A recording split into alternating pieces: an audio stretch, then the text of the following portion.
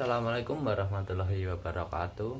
Perkenalkan, nama saya Muhammad Rizky Ashari dan kali ini saya akan membahas tentang sejarah seni rupa ini. Sebelumnya, teman-teman tahu nggak sih gimana sejarah seni rupa? Apa orang dari dulu sudah ada buku gambar, sudah bisa oret-oret, bisa mewarnai? Kali ini saya akan membahas tentang sejarah seni rupa dari awal hingga zaman sekarang. Di awal perkembangan seni rupa itu ada di zaman prasejarah. Nah, zaman prasejarah ini dari arti katanya pra itu sebelum, sejarah itu adalah tulisan. Nah, jadi prasejarah itu adalah sebelum mengenal tulisan atau sebelum semuanya itu terdokumentasikan.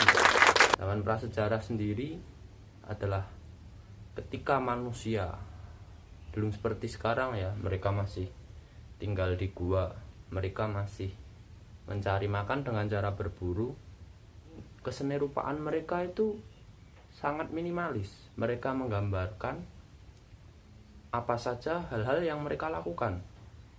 Contohnya di Gua Altamira itu ada lukisan manusia sedang berburu. Nah, di lukisan itu memiliki arti mereka melakukan perburuan, mereka melakukan pencarian makanan, mereka melakukan pertahanan diri. Nah, gambar-gambar babi hutan, gambar-gambar badak di seluruh dinding gua.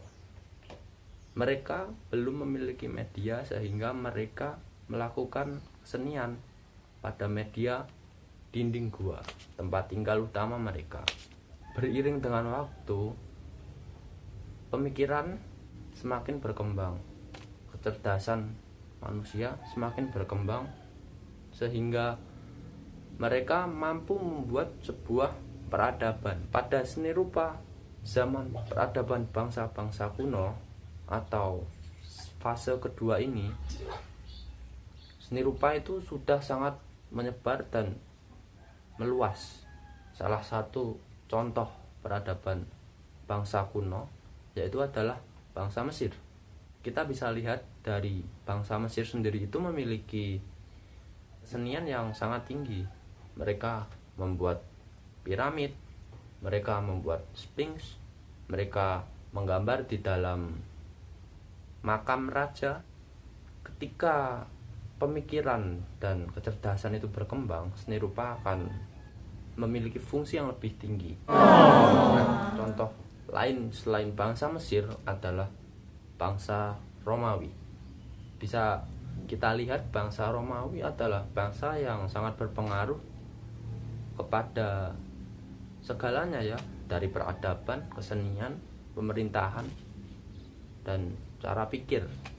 Nah, di peradaban bangsa Romawi ini, mereka keseniannya fokus kepada bentuk-bentuk geometris di gerabah, di peralatan rumah tangga. Bisa dilihat pada rumah-rumah bangsawan di Pompei, kota Pompei. Kalian tahu sendiri kan kota Pompei itu kota yang berkebudayaan tinggi tapi lenyap karena ledakan gunung berapi.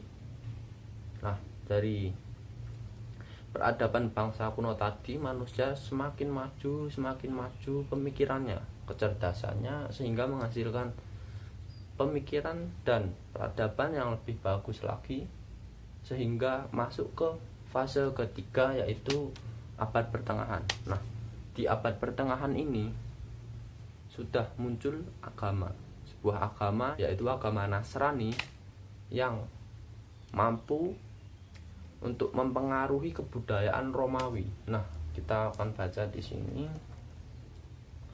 Abad pertengahan itu dimulai dari abad kelima, di mana perkembangan agama Nasrani sangat pesat. Di Romawi sendiri, kesenirupaannya masih terpaku pada agama kepercayaan sebelumnya, yaitu politeisme yang menyembah banyak dewa, bercampur dengan agama Nasrani, sehingga banyak lukisan yang menggambarkan tentang hal-hal kepercayaan, seperti lukisan dewa-dewi Zeus, lukisan Apollo, lukisan Venus. Banyak di abad pertengahan ini lukisan yang terpengaruhi oleh kepercayaan menyembah dewa. Ketika waktu sudah berlalu lagi, kita masuk ke zaman Renaissance. Nah, di zaman Renaissance ini adalah zaman perubahan besar-besaran dalam berbagai bidang keilmuan. Kemapanan gereja yang sebelumnya terbentuk di abad pertengahan menggunakan dominasi absolut, ini sudah mulai bergeser karena ilmu pengetahuan. Nah, di zaman Renaissance ini banyak seniman yang karyanya masih kuat dipengaruhi agama, tapi juga sudah lebih kuat lagi dipengaruhi oleh ilmu pengetahuan. Nah, salah satu contoh senimannya adalah Leonardo da Vinci. Bisa dilihat karyanya masih bertemakan agama, tapi di sisi lain Leonardo sendiri memiliki ide-ide hebat di dalam kepalanya yang dituangkan ke dalam banyak sekali literatur dan manuskrip miliknya.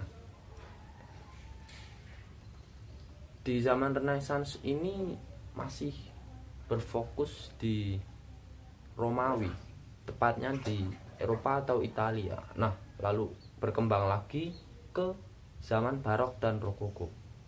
Zaman Barok Rokoko ini memiliki arti dari kata barok yang dalam bahasa Romawi artinya tidak beraturan, dan Rokoko berasal dari kata rocaille yang artinya kulit kerang. Nah, di zaman Barok dan Rokoko ini seniman sudah mulai melepaskan diri dari pengaruh sebelumnya, yaitu dominasi absolut gereja. Nah, kita akan membahas tentang Barok dan Rokoko. Di sini kesenian sudah berkembang lebih jauh daripada sebelumnya. Bisa dilihat dari karya-karyanya, dari gambar-gambarnya yang sudah tidak mengikuti atau berfokus pada hal-hal agama. Contohnya adalah Peter Paul Rubens. Peter Paul Rubens ini adalah seniman yang menggambarkan badan manusia itu secara sempurna, perfect, penuh dengan otot dan gagah perkasa. Nah, di zaman Barok dan Rokoko ini sendiri, karya seni itu sudah menjadi hal yang sangat lumrah, sehingga terjadi penyelewengan, atau dalam arti lain karya seni itu menjadi sampah. Nah, berlanjut ke seni rupa abad 19. Seni rupa abad 19 itu menggali corak-corak kebudayaan lama, corak-corak kebudayaan Yunani dan Romawi sebelumnya, dan melahirkan sebuah aliran-aliran baru yang dikenal dengan aliran klasik dan neoklasik. Nah, dalam seni lukis dan seni patung sendiri ini, klasik dan neoklasik masih memperlihatkan keindahan. Lalu terjadi lagi perkembangan sampai stuck pada suatu masa, yaitu abad 20 ketika terjadi perang dunia. Nah, di perang dunia ini para seniman itu menginginkan kesenian yang untuk menunjukkan aku tidak mau terikat pada gaya-gaya sebelum saya.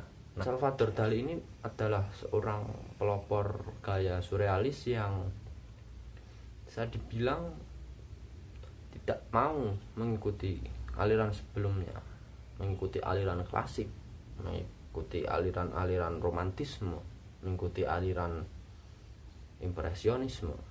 Ingin menciptakan karya sendiri berdasar ide dan ekspresinya, membuat sebuah aliran baru. Nah, jadi kira-kira seperti itulah perkembangan seni rupa dunia. Apabila banyak kekurangan di dalam video saya, banyak salah kata, tolong dimaafkan karena saya juga sedang belajar. Assalamualaikum warahmatullahi wabarakatuh.